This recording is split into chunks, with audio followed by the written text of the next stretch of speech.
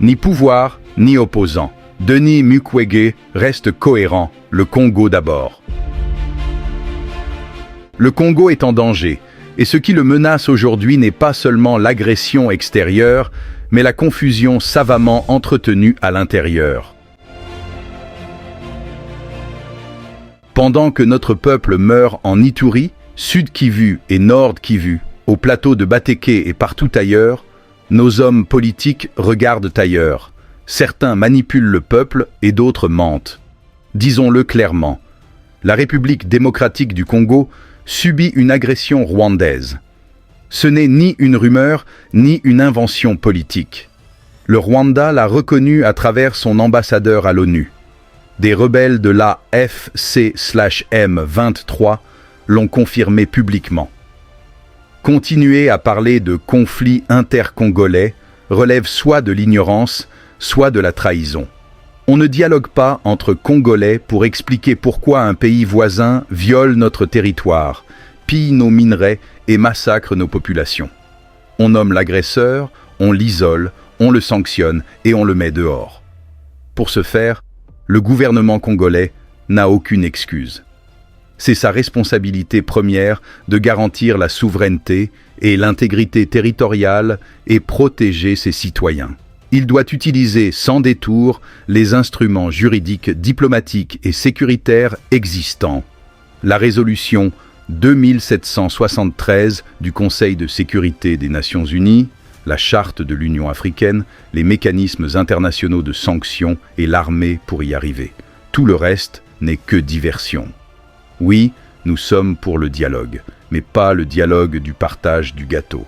Pas un dialogue où le pouvoir et une opposition pressée se disputent les postes pendant que le pays se vide de son sang. Ce que nous proposons, c'est une conférence internationale sur la vérité du conflit. Une conférence qui mette autour de la table les signataires et garants de l'accord cadre d'Addis Abeba, la société civile congolaise, les forces économiques nationales et les grandes entreprises minières. Parce que cette guerre a un nom, la guerre des minerais. Et tant que cette réalité sera évitée, la paix restera une illusion.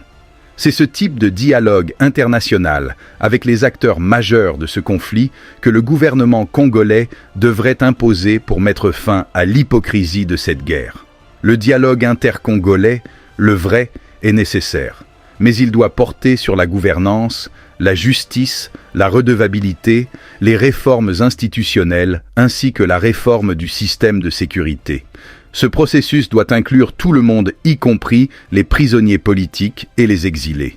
Il doit obliger le pouvoir à rendre des comptes et l'opposition à se hisser au niveau de l'histoire, comme un véritable contre-pouvoir.